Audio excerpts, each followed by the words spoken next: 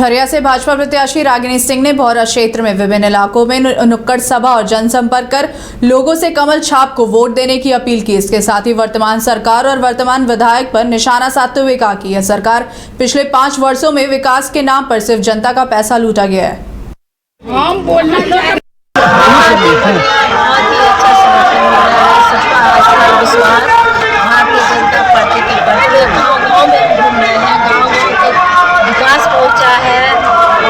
लोग बता रहे हैं कि पिछले 5 सालों में कुछ काम नहीं हो चुके, गाँव के लोग को बहुत लोग गुमराह करके रखे हैं कि आप भाजपा सरकार है। लेकिन जब हम लोग बातें रखते हैं और बहुत सारा जानकारी होती है और जबकि वो लोग बोल रहे हैं कि आज हम चलेगा मोदी जी का सफल होगा, तो सबका आस्था और विश्वास माननीय प्रधानमंत्री जी के कामों पे है। और चाहे युवा है, विद्यार्थी, महिला है, हर समाज के लोग भारतीय जनता पार्टी पे आस्था जता रहे हैं और परिवर्तन के रूप में लोग देख रहे हैं। पूरे झारखंड में झरिया में इतिहास रचने का लोग। पूर्व केंद्रीय मंत्री अनुराग ठाकुर और कर्नाटक के नेता प्रतिपक्ष टी नारायण स्वामी ने मीडिया से बात की और कांग्रेस झामुमो गठबंधन पर जमकर हमला बोला। उन्होंने कहा कि जेएमएम पार्टी भ्रष्टाचारी पार्टी है। झारखंड में पिछले 5 वर्षों में लव और लैंड जिहाद हावी रहा है। जहां जिहाद कल्याण कार्यक्रम चल रही है, राहुल के समर्थन में यहां जमीन घोटाला हुआ है। साथियों, 5 वर्ष पहले झारखंड की जनता के सामने बड़े बड़े वायदे करके कांग्रेस, आरजेडी और झारखंड मुक्ति मोर्चा ने सरकार बनाई। 5 वर्षों के बाद पहला सवाल तो ये है, कितने वायदे पूरे कर पाए।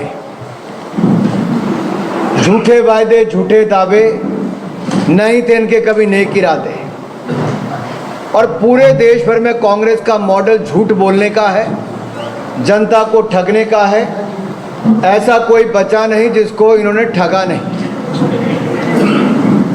लेकिन झारखंड में जो परिस्थिति हुई है,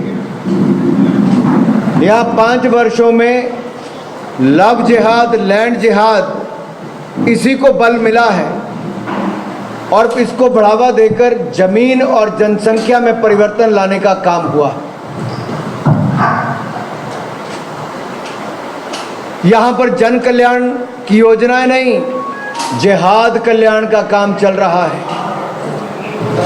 और मुझे लगता है कहीं ना कहीं राहुल गांधी जी के आदेशों पर हेमंत सोरेन जी की सरकार में ये बांग्लादेशी घुसपैठियों ने जिस तरह से आदिवासी बहनों की ज़मीनों को लूटा है, कब्जा किया, उनके अधिकार मारे, इनको संरक्षण देने का काम पिछले 5 सालों में कांग्रेस और जेएमएम की सरकार ने किया है। और कांग्रेस के प्रभारी झारखंड के मीर साहब ने, मुझे लगता है, राहुल गांधी जी की बात को फिर बोल दिया है। पहले संरक्षण दिया जमीन घोटाला करने पे, जमीनें कब्जा करने पे, लैंड जिहाद करने पे, और अब उनको गैस सिलेंडर भी सस्ता देने की बात करते हैं कि घुसपैठियों को गैस सिलेंडर भी सस्ता देंगे। कितना और गिरोगे राहुल गांधी जी और आपकी पार्टी? ये तुष्टीकरण की राजनीति आपको कहां तक लेकर जाएगी? क्या ऐसी मजबूरी है कि घुसपैठियों का साथ देना जरूरी है? आज हास्यास्पद स्थिति है कि कांग्रेस का हाथ घुसपैठियों के साथ, पहले कब्जे करवाए और अब कल्याणकारी नीतियों का लाभ। भाजपा नेता सह कट्टर हिंदुत्व समर्थक राहुल पांडे ने प्रेस वार्ता की। इस दौरान उन्होंने कहा कि हमने कांग्रेस प्रत्याशी पूर्णिमा नीरज सिंह को जिताने का संकल्प लिया। आगे उन्होंने कहा कि भाजपा के हम लोग पुराने सिपाही हैं, लेकिन सम्मान नहीं मिलने से इस बार कांग्रेस प्रत्याशी पूर्णिमा नीरज सिंह को समर्थन देंगे।